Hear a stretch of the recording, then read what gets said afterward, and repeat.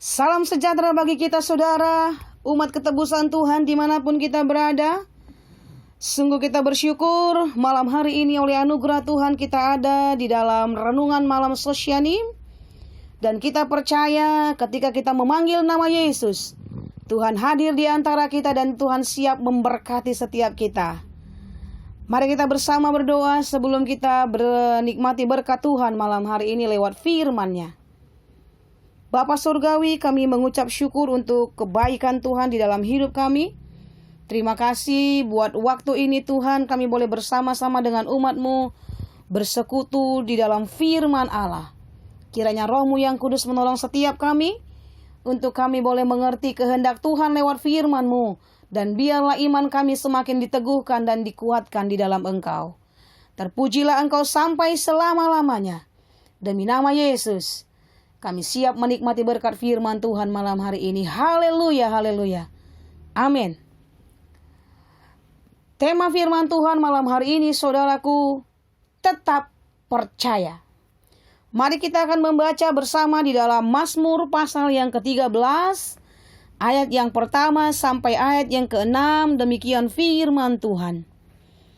Doa kepercayaan untuk pemimpin biduan, Mazmur Daud. Berapa lama lagi Tuhan, Kau lupakan aku terus-menerus? Berapa lama lagi Kau sembunyikan wajah-Mu terhadap aku? Berapa lama lagi aku harus menaruh kekhawatiran dalam diriku dan bersedih hati sepanjang hari? Berapa lama lagi musuhku meninggikan diri atasku? Pandanglah kiranya, jawablah aku ya Tuhan Allahku. Buatlah mataku bercahaya, supaya jangan aku tertidur dan mati. Supaya musuhku jangan berkata, aku telah mengalahkan dia, dan lawan-lawanku bersorak-sorak apabila aku goyah. Tetapi aku, kepada kasih setiamu aku percaya. Hatiku bersorak-sorak karena penyelamatanmu. Aku mau menyanyi untuk Tuhan, karena Ia telah berbuat baik kepadaku. Pada ayat yang ke-6 berkata, tetapi aku kepada kasih setiamu aku percaya. Hatiku bersorak-sorak karena penyelamatanmu. Saudaraku, Mazmur 13 ini adalah Mazmur yang ditulis oleh Raja Daud dan berisi tentang doa kepercayaannya di hadapan Allah. Ketika Daud menghadapi pergumulan dan kesulitan yang sangat berat, dia merasa kehilangan semangat, seakan Allah tidak hadir dan tidak memberikan pertolongan baginya. Tetapi sesungguhnya saudara, tidaklah demikian. Allah sedang menata sesuatu yang terbaik bagi Daud, bagi saya dan saudara. Salah satu cara yang iblis lakukan untuk melemahkan iman orang-orang percaya adalah menebarkan pengaruhnya kepada manusia melalui pikiran-pikiran yang negatif. Melemahkan iman kita. Kata-kata negatif seringkali menimbulkan ketakutan, saudaraku.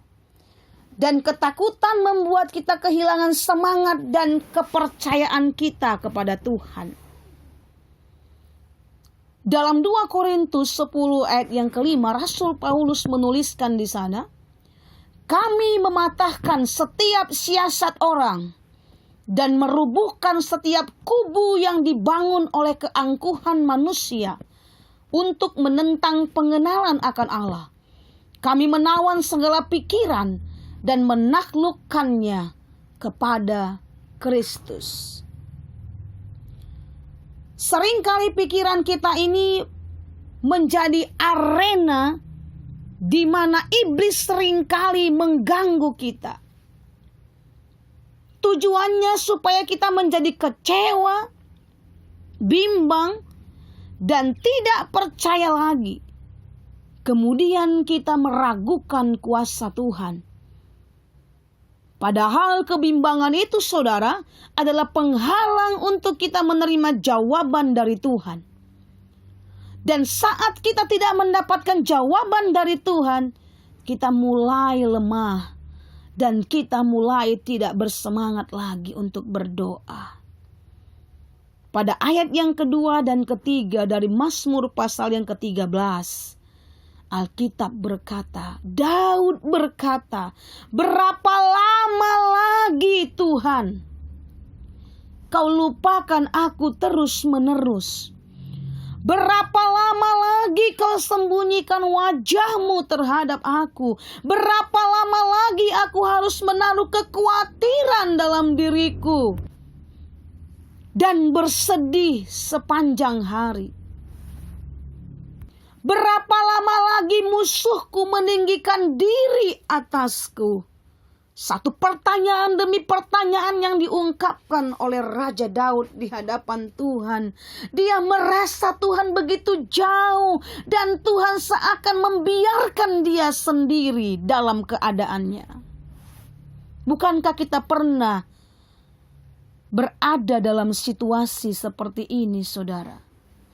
Kita seakan membuat Tuhan itu sama dengan manusia.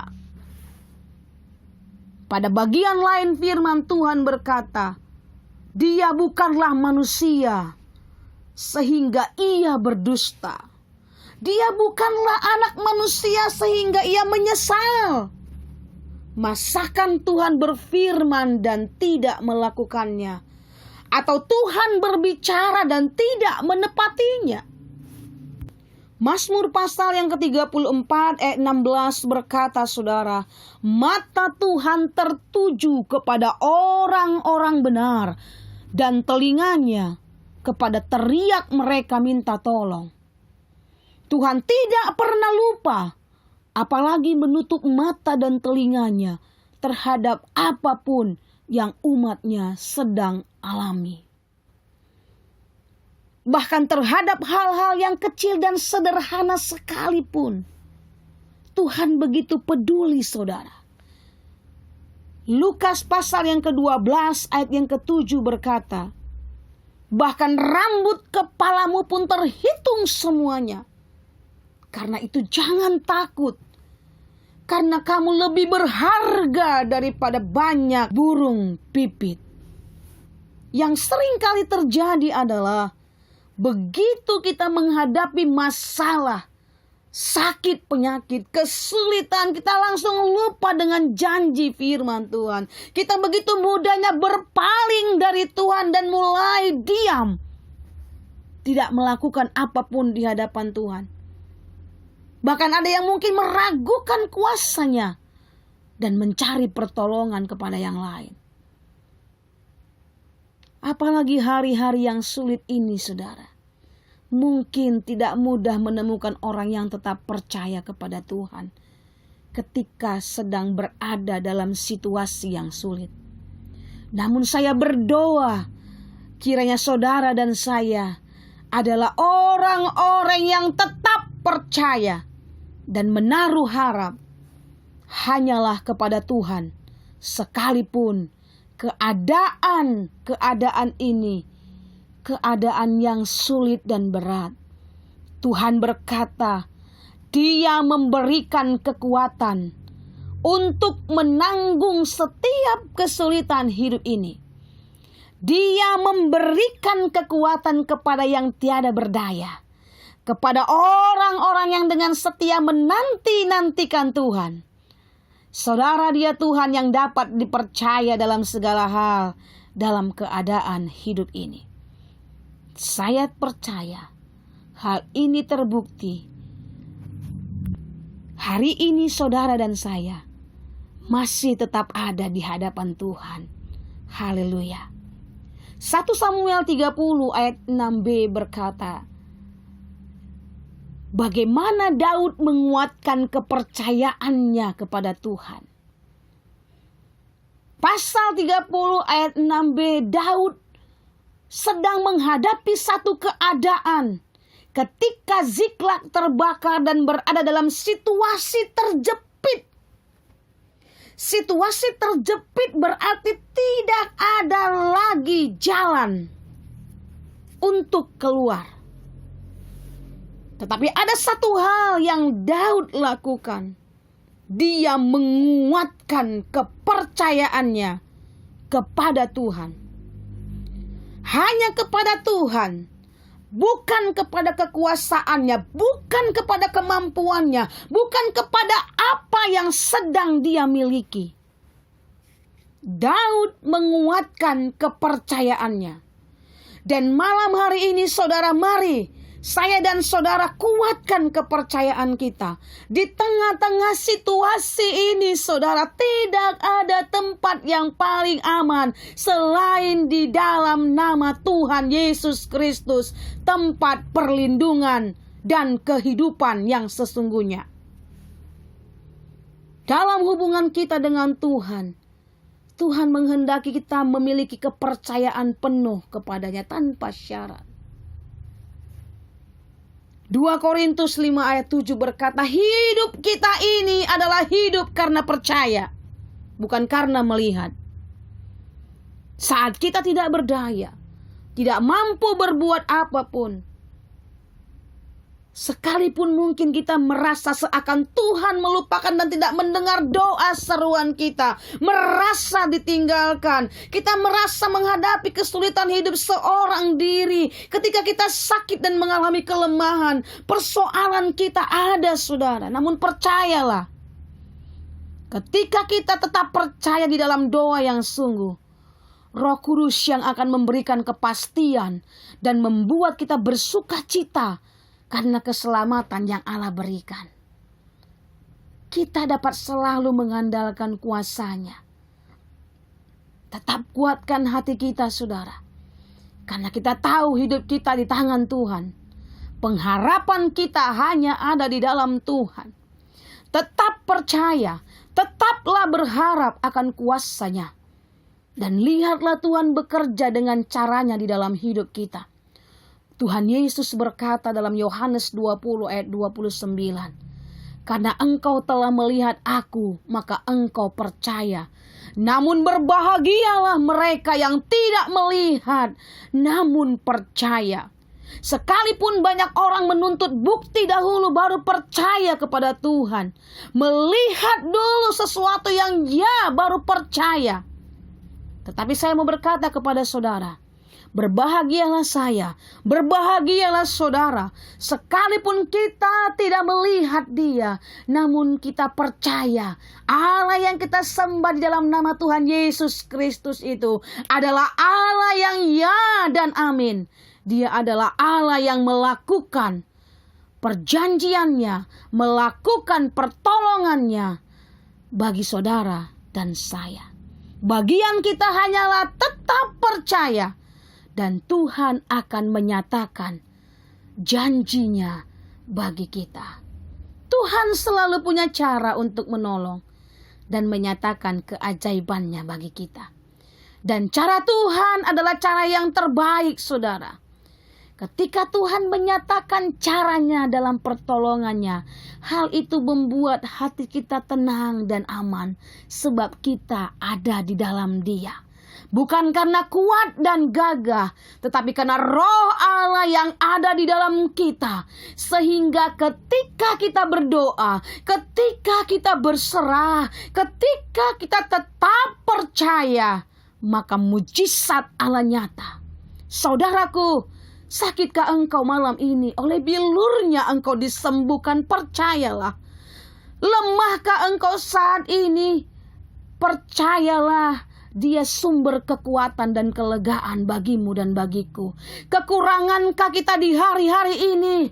Dia berjanji saudara, Dia akan memenuhi segala keperluan kebutuhan kita menurut kekayaan dan kemuliaannya di dalam Kristus Yesus Tuhan. Amsal 3 ayat 5 dan 6 berkata saudara, percayalah kepada Tuhan dengan segenap hatimu dan janganlah bersandar kepada pengertianmu sendiri.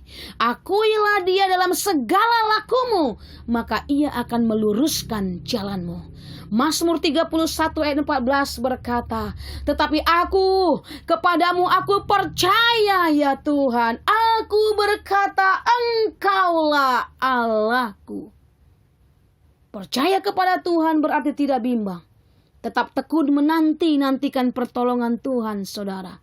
Dan jangan berpaling kepada yang lain, apapun keadaannya. Amin. Tuhan Yesus, terima kasih untuk anugerah-Mu malam hari ini. Dengan pertolongan Roh-Mu yang kudus, kami tetap percaya di dalam Engkau Tuhan. Kami tetap yakin bahwa pertolongan kami yang sesungguhnya datangnya dari Tuhan. Dan biarlah malam hari ini iman kami dibangunkan kembali. Kami diingatkan kembali bahwa kami hanya perlu tetap percaya dan setia kepada Engkau. Di tengah-tengah situasi yang sukar dan berat ini, biarlah iman kami, mata kami hanya tertuju kepada Tuhan saja. Tetapi kami menaruh kepercayaan kami hanya kepada kasih setiamu, dan jiwa kami bersorak-sorai karena keselamatan yang daripadamu. Berkatilah setiap umat-Mu dimanapun berada Tuhan. Berkatilah bangsa kami.